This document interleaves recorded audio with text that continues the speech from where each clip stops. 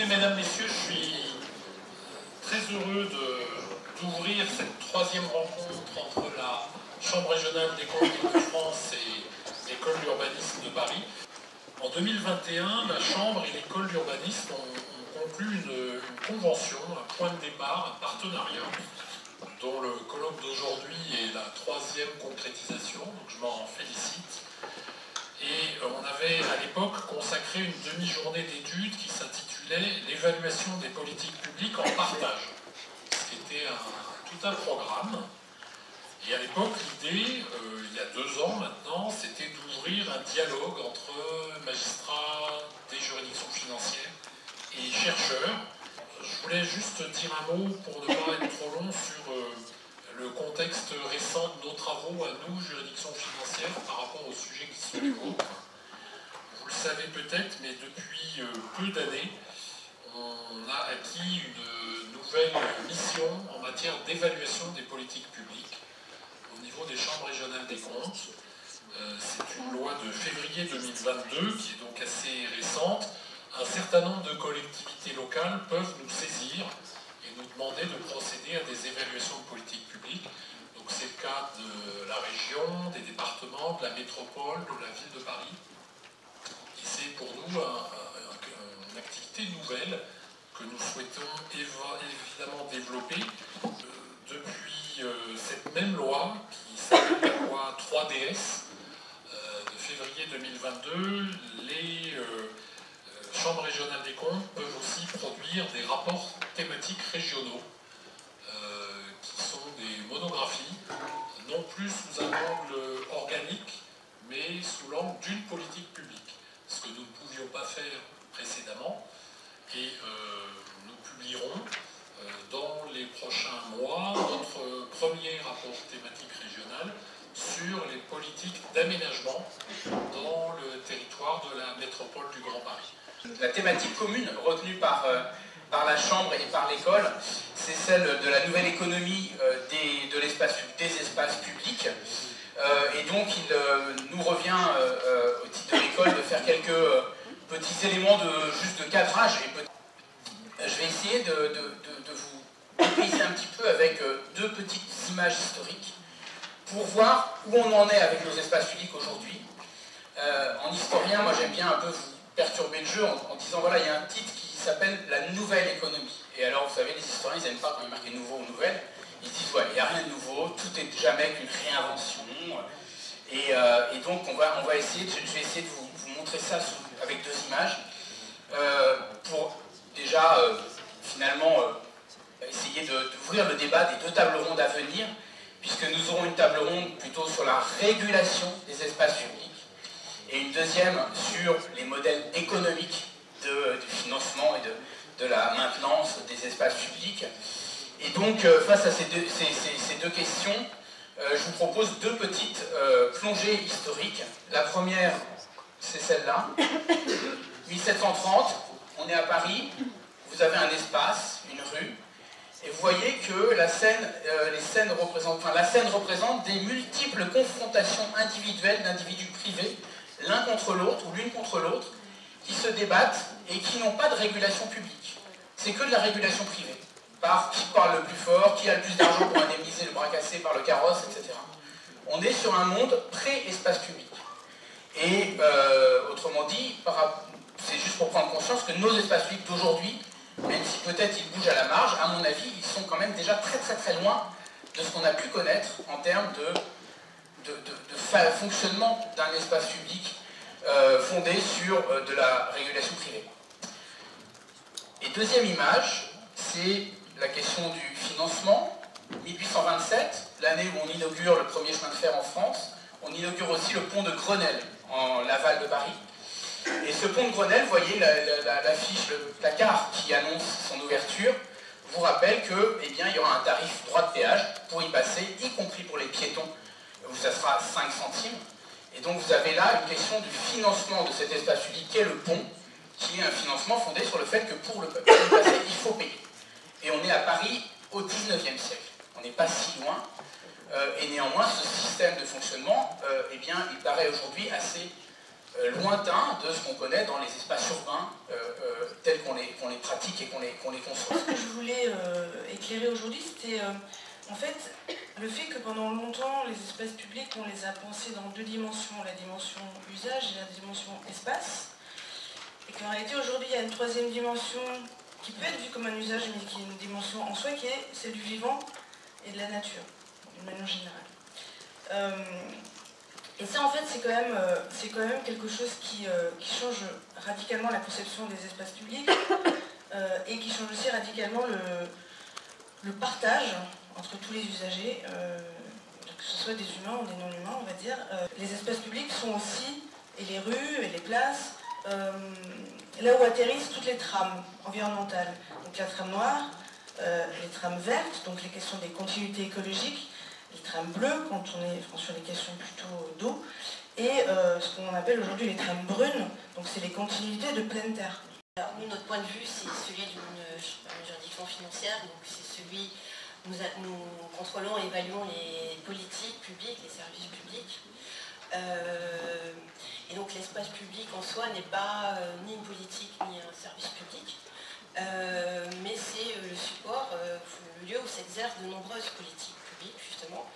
J'en ai relevé quelques-unes et je ne suis pas sûre d'être exhaustive. Il y a effectivement l'aménagement, la mobilité, la logistique, la sécurité, l'environnement, la santé, tout ce qui est entretien des services publics en réseau, donc de la voirie, tout ce qui est la propreté, mais aussi la voirie, enfin, l'espace public dans les villes a un rôle en matière d'embellissement, d'image que l'on veut souhaiter donner de la ville, et évidemment un enjeu en termes d'accessibilité. Et on voit que toutes ces politiques publiques peuvent parfois donner lieu à des objectifs un peu contradictoires. Mon point de vue, ça va être le point de vue cette fois d'un chercheur dont l'objet, ce sont les usages des espaces publics. Et pour problématiser cela, je dirais, j'essaie de répondre à la question comment l'espace public est-il coproduit par les usages, c'est-à-dire un observable, les usages observés, les aménagements qui sont aussi observables, les régulations qui posent un problème scientifique plus complexe et les représentations sociales de l'ensemble. C'est-à-dire que dans cette coproduction, il y a évidemment les idées que chacun des acteurs de ce système se font sur tous les autres acteurs, sur les aménagements, sur les espaces, etc. Alors, avec cette problématique-là, j'ai essayé de répondre à la question que Joël invitait à traiter, c'est-à-dire qu'est-ce qui est nouveau. Et donc j'ai enfourché la proposition de prendre un exemple concret pour essayer de décomposer ce qui se passe autour de cet exemple concret, qui en l'occurrence est un exemple qui nous agite beaucoup en ce moment, qui est l'exemple de la trottinette. On pourrait dire qu'on est dans une situation où on est plus ou moins dans une ville, une agglomération comme l'agglomération parisienne, avec déjà plus de trottinettes que de vélos dans l'infrastructure cyclable. Et il y en aura encore beaucoup plus à l'avenir. Pourquoi je dis ça? Parce que c'est un mode de déplacement qui a un succès phénoménal. Les trottinettes sont beaucoup plus faciles à stationner que tous les autres véhicules et surtout, elles permettent d'être embarquées dans d'autres véhicules. Elles ont une intermodalité remarquable qui les rapproche de la marche, puisqu'elles permettent d'emprunter les transports en commun ou de mettre dans le coffre d'une voiture, etc. Et donc, on se retrouve à quelque chose de nouveau, là, c'est du côté des aménageurs. Alors, je prends aménageurs au sens le plus large, puisque ça peut concerner aussi bien les aménageurs d'infrastructures de déplacement, de type est-ce que l'infrastructure cyclable, les rayons de courbure, les revêtements, enfin, etc., les signalisations, sont adaptés au fait que la majorité des usagers de cette infrastructure seront des trottinettes. Alors, j'ai choisi la trottinette, mais on pourrait poser la question avec les vélos cargo, les long tail, enfin, etc. On a plein de sujets là qui relèvent à comment, dans l'aménagement, on arrive à prendre en compte les usages et à en tirer parti de ces innovations, c'est à les suivre pour les soutenir. Le plus gros défi étant sans doute pas tant du côté de l'infrastructure cyclable, par exemple, que du côté de l'adaptation des transports collectifs. Parce que, évidemment, la combinaison idéale pour le transport du futur, c'est la trottinette et le transport collectif. Là, ça peut devenir concurrentiel de la voiture dans l'urbain de basse densité, mal desservi, ça peut être l'outil de l'autonomie de chaque membre de la famille, enfin, etc., etc.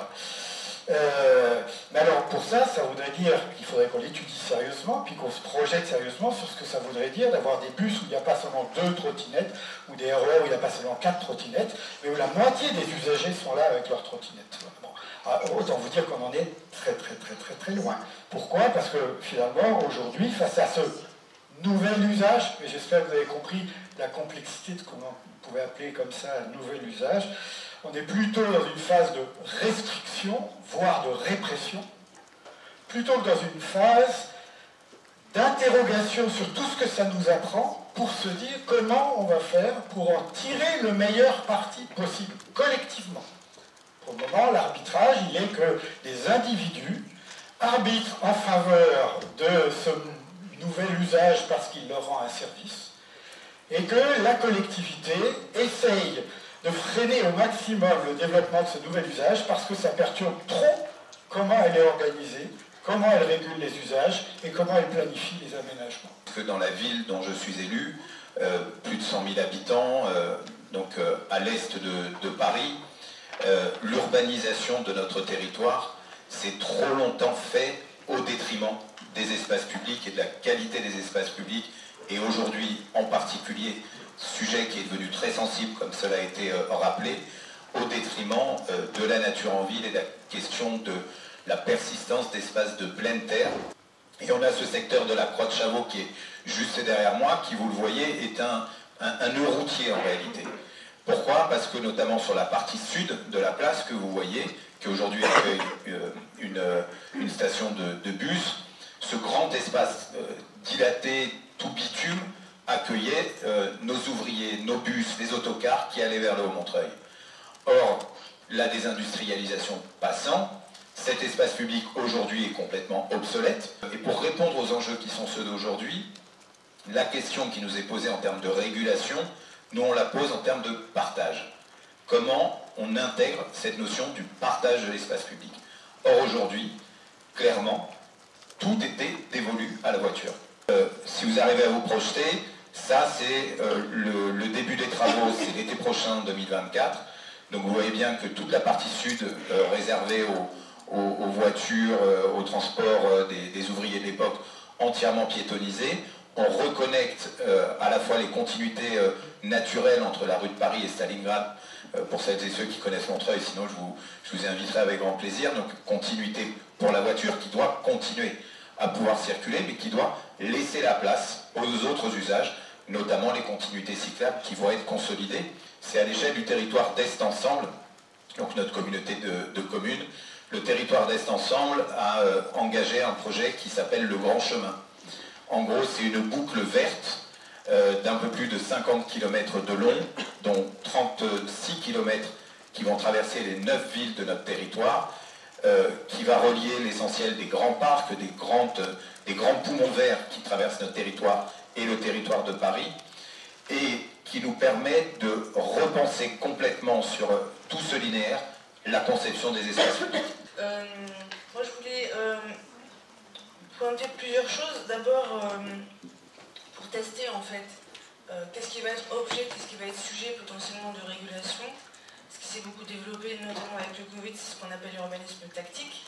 Vous l'avez évoqué tout à l'heure. Beaucoup de choses ont été faites à Montreuil, à Paris, dans le Val-de-Marne, mais aussi à New York, Bogota, Berlin, enfin énormément de villes du monde, pour éviter justement que tout le monde se reporte sur la voiture, pour gérer le fait que plein de personnes ne voulaient pas aller dans les transports en commun. Il y a eu une explosion de la pratique du vélo. Il y a eu cette idée aussi d'amplifier les espaces de sociabilité, de convivialité. Et en fait, on a justement pu, grâce à des aménagements temporaires, avec du mobilier temporaire, avec de la signalisation au sol, enfin, de la peinture, avec des choses assez simples, mais aussi avec voilà, une réactivité très forte des collectivités locales, on a pu tester des choses et identifier des problèmes. Les problèmes ont été réglés au fur et à mesure, ce qui est l'avantage de ce processus itératif de l'urbanisme tactique. Donc juste pour info, on a fait 2 rapports à l'Institut pour l'ADEME sur ces questions d'aménagement tactique.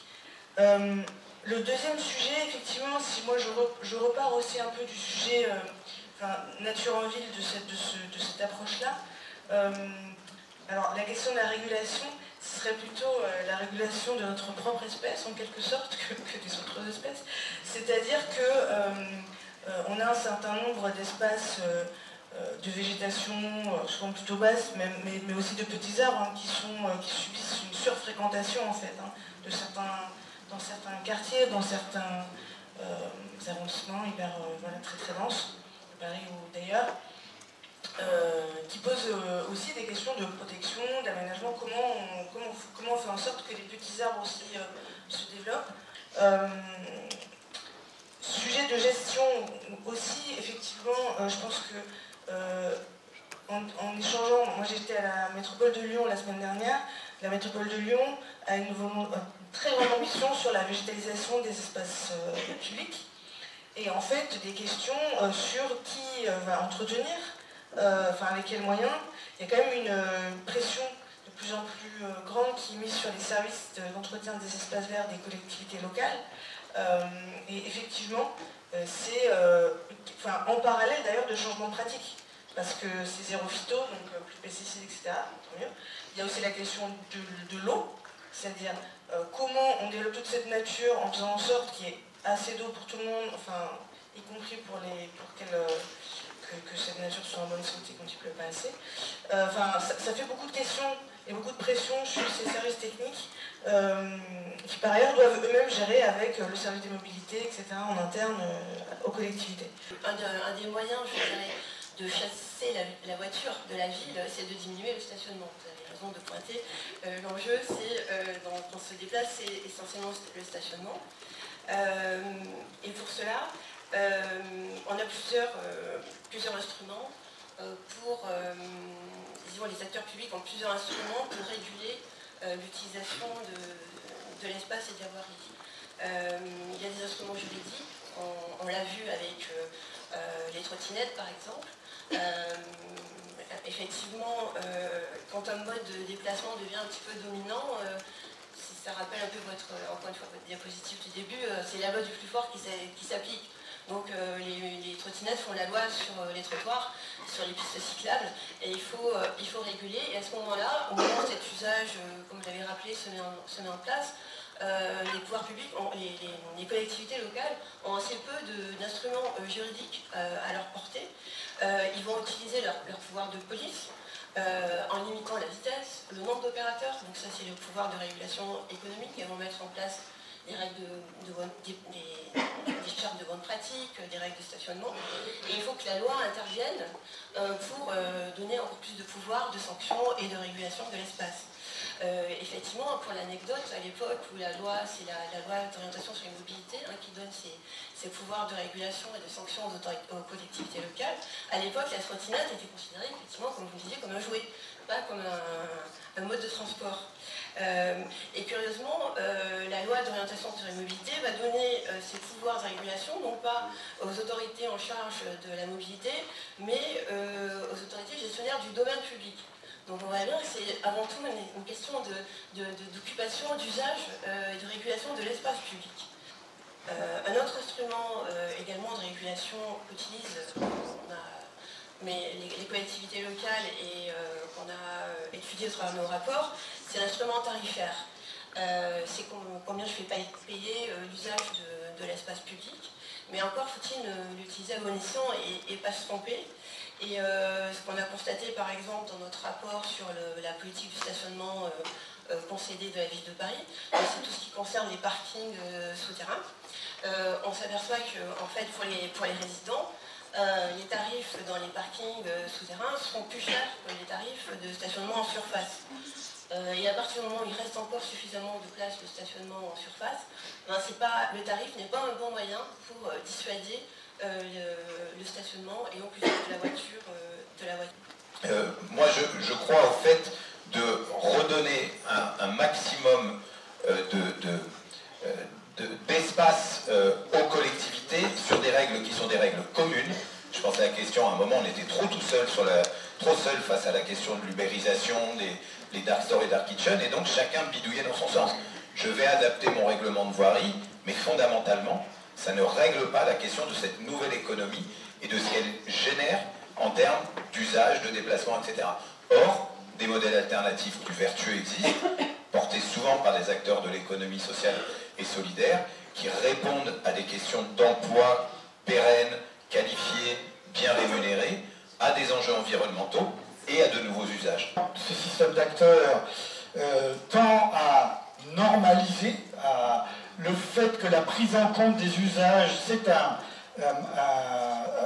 devient un instrument de régulation, c'est-à-dire qu'on va réussir à adopter des nouvelles règles de production de la ville, parmi lesquelles il y a cette prise en compte des usages, alors même que la prise en compte des usages, par quoi se traduit-elle pour ce système d'acteurs? C'est la mise à nu, la mise à jour d'une extraordinaire hétérogénéité d'usages et d'usagers. C'est-à-dire que finalement, ce monde professionnel se retrouve il ouvre ce qui était jusque-là une boîte noire, à dire, mais alors prendre en compte les usages. Et ce que cette question de prise en compte des usages, de dévoilement de l'hétérogénéité infinie des usages et des usagers, il faut bien l'admettre, ça remet devant la gestion. Peut-être en préambule, puisque notre objet, ce sont les espaces publics, c'est peut-être aussi pour rappeler finalement les filières de production de cet espace public. Ces espaces publics peuvent être produits dans le cadre d'opérations d'aménagement d'ensemble. Et là, on aura un bon exemple avec un représentant de la SEM, ou bien un financement, une production dans le cadre d'une action d'aménagement. Qui sera extrêmement sectorielle, c'est-à-dire si on reprend peut-être la Côte de Chavaux ou d'autres, on est sur un objet spécifique qui aura des lignes de financement spécifiques relevant de la collectivité compétente en la matière. Donc ça me semblait important de rappeler cet élément et de distinguer les espaces publics qui sont une composante des opérations d'aménagement, soit sous un angle d'action parmi d'autres ou en tant qu'action spécifique. Et si vous me permettez aussi, en termes d'impact, puisqu'il y avait une idée de nouveauté, alors aussi je me fiais toujours du terme nouveau ou injonction à l'innovation, donc je me suis creusée et finalement oui quand même. Derrière ces espaces publics, je vais y aller aussi de, comment dirais-je, ma typologie chromatique cette fois, avec une progression dans le temps. Si on est dans l'urbanisme des années 60, on va dire qu'on est plutôt sur le gris, les trottoirs, la logique routière, etc. Le vert arrive, et encore plus récemment un autre vert plus complexe qui ménage la biodiversité, etc. et ses coûts de gestion associés. Et enfin, je dirais, à la faveur du ZAN et pas seulement, le brun, le sol, cette fois dans toute sa dimension, y compris sa profondeur, voire même le bleu quand on pense à la Bièvre là, qui vient d'être remise à ciel ouvert, qui est également une action d'aménagement. Quand on dit tout ça, c'est effectivement, pour faire le lien avec votre question, ce sont des dépenses supplémentaires, plus complexes, plus lourdes, qui en effet viennent percuter ce modèle économique de l'aménagement à bout de souffle, au sens où voilà, de plus en plus de dépenses, en particulier des dépenses relevant du foncier. On intervient aujourd'hui en renouvellement urbain sur des actifs déjà extrêmement valorisés, extrêmement coûteux aussi à remettre en état. Donc ça va être beaucoup de dépenses et très peu de recettes en face. Alors si on est dans une opération d'aménagement, les recettes, là je m'adresse aux étudiants, je ne sais pas s'ils ont encore vu des bilans d'aménagement, mais ça va être essentiellement des recettes de cession de charges foncières, mais ces cessions de charges foncières aujourd'hui elles ne financent plus l'aménagement, ça fait belle lurette d'ailleurs, et qu'est-ce qui vient combler ce delta, ce déficit? Ça va être participation d'équilibre de la collectivité et des subventions diverses de toute nature, autrement dit le financement public aujourd'hui la voie de salut de l'aménagement, mais pour combien de temps et va-t-on encore pouvoir assumer toutes ces dépenses à venir? À la SEM, on est en train de, on lance actuellement, on mène actuellement nos premières mission de ce qu'on appelle d'assistance à maîtrise d'ouvrage. On peut mettre d'ouvrage chez nous et on se fait assister par des bureaux d'études. On a l'habitude d'être épaulé par beaucoup de bureaux d'études et depuis quelques mois, on a tenté de se faire épauler par des AMO dits de maîtrise d'usage, voilà, qui a vocation en début de projet, au-delà des démarches de concertation un peu classiques qu'on peut connaître, d'essayer de rassembler tous les acteurs, tous les utilisateurs, tous les usagers des projets et donc notamment des espaces publics qu'on peut produire pour essayer d'anticiper tous les usages et toute la vie que pourra avoir un espace public au moment de sa conception. Et donc c'est l'idée de ne pas se limiter, comme on le fait dans le cadre de concertation publique, uniquement aux quelques riverains disposés à venir à 19h le soir dire ce qu'ils pensent d'un espace public, mais c'est également essayer d'embarquer les usagers, les gestionnaires, les forces de police, ceux qui en assurent le poids économique dans la façon de concevoir un espace public. Il n'y a pas, voilà, pour ne pas se mentir, de réflexion sur le coût de la gestion au moment où l'aménageur intervient. En revanche, ce sur quoi on nous interroge, c'est d'essayer de faire des espaces publics les plus agiles, les plus malins, les plus adaptables possibles dans le temps. Des intercommunalités aujourd'hui, des EPT, qui réfléchissent à des chartes qualité construction neuve, donc c'est le cas à l'EPT Gosbe, c'est le cas aussi à Vienne Commune, pour inciter les promoteurs à avoir une réflexion qualitative sur les constructions qui sont proposées. Donc forcément, c'est un coût supplémentaire, mais derrière, ça évite d'avoir potentiellement, sur une période de 30 ans, des constructions sur des mêmes endroits, pour des mêmes finalités, donc en général des habitations, des vieilles tours qui deviennent trop insalubres parce que mal construites et qu'on démolit pour les construire ensuite.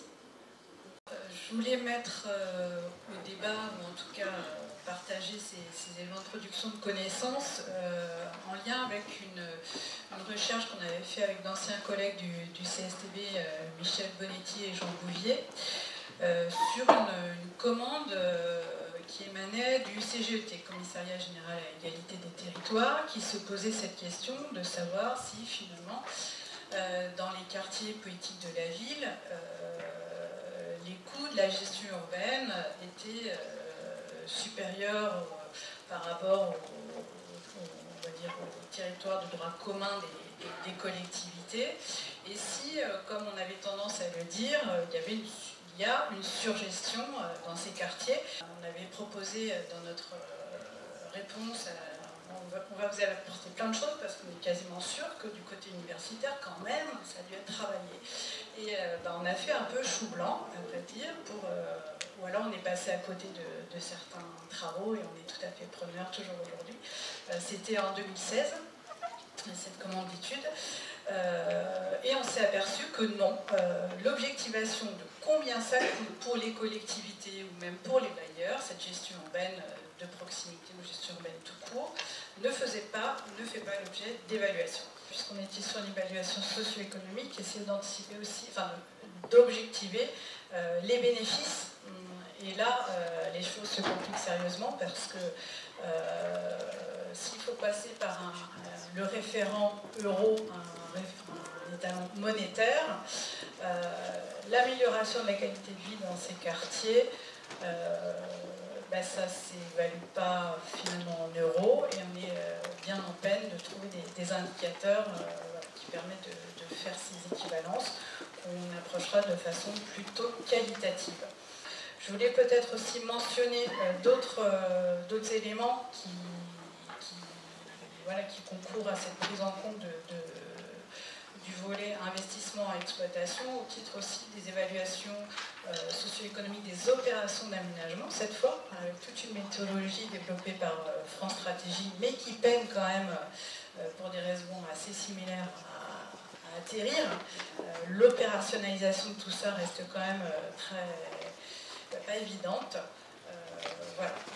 Au fond, on questionne aussi la nature des valeurs produites par tous ces aménagements qu'on peine, là encore, à traduire de façon exploitable, et l'indicateur euro est sans doute pas le plus pertinent pour ce faire. Alors, le terme évaluation socio-économique a été utilisé plusieurs fois. Et en même temps, dès qu'on parle de ça, on bascule tout de suite du côté des coûts.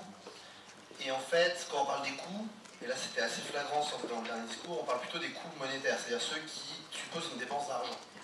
Or, il y a des coûts qui ne supposent pas de dépense d'argent, mais qui sont un coût pour la société. Typiquement la pollution, typiquement du bruit, ce genre de choses. Et puis après, il y a encore autre chose qui me semble un peu oubliée, qui s'appelle, qu'en économie, nous on appelle les coûts d'opportunité, qui est l'idée que, en fait, quand on fait un choix, il faut à la fois évaluer les coûts de différentes options, ou en tout cas les coûts du projet, mais il faut le comparer à la fois à la situation actuelle, c'est-à-dire la situation initiale aujourd'hui, de voir est-ce que finalement ce qu'on va faire, la transformation qu'on va faire, elle est meilleure que la situation à la fin au départ, mais aussi est-ce qu'elle est meilleure que d'autres alternatives. Et ça, en fait, c'est marrant, mais dans les discours, j'ai l'impression que les alternatives n'existent pas forcément. Dans l'évaluation socio-économique, il y a la partie avantage, qui pour moi est importante, parce que sinon on pose l'hypothèse que en fait, tous les projets d'espace public, qui peuvent être très différents, ont à peu près les mêmes avantages ou bénéfices pour les populations. Or, deux espaces publics, je suis persuadé, ne répondent pas aux besoins exactement de la même manière et pas à tous les besoins de toutes les populations. C'est une opération où donc, on est vraiment sur de la production d'un quartier, sur des anciennes terres agricoles, anciens jardins ouvriers, anciennes terres agricoles, des zones de friche, très honnêtement, où on n'avait pas beaucoup d'argent, très peu de recettes, parce qu'on vend très peu cher les logements, le plus qu'on vend c'est du logement social, tout petit peu d'accession à la propriété, un petit peu de BRS, mais guère plus. Et c'est une opération où on a fait comme point d'entrée la sobriété à tous les égards de nos aménagements d'espace public. Le double principe de cet aménagement pour essayer de diminuer les coûts en amont et en aval, ça a été de dire on fait avec l'existant. Donc on avait des terres qui avaient déjà un caractère agricole, un peu en perdition, mais en tout cas l'idée, ça a été de ne pas intervenir lourdement dessus. Donc on est sur un coût d'aménagement d'espace public à moins de 100 € du mètre carré. On se parle de 4 ou 5 fois plus quand on aménage de l'espace public en temps normal. Voilà. Et deuxièmement, de faire un espace public le plus sobre et le plus appropriable possible. C'est-à-dire d'essayer au minimum de lui affecter un usage, de lui affecter et donc de l'aménager, voilà, pour essayer de laisser le champ le plus libre possible à des habitants pour tantôt qu'une asso locale prenne une parcelle pour faire de l'agriculture urbaine plutôt que nous aller payer des arbres pour acheter dans une pépinière, etc., etc. Laisser des assises et des aires de jeu les plus lâches possibles pour que chacun puisse en faire son propre usage et laisser des espaces très appropriables aux populations locales pour décorer, aménager, peindre, utiliser l'espace public un peu à sa guise et de ce biais-là, quelque part, faire en sorte que l'usager en devienne aussi le gestionnaire, le co-gestionnaire et l'utilisateur.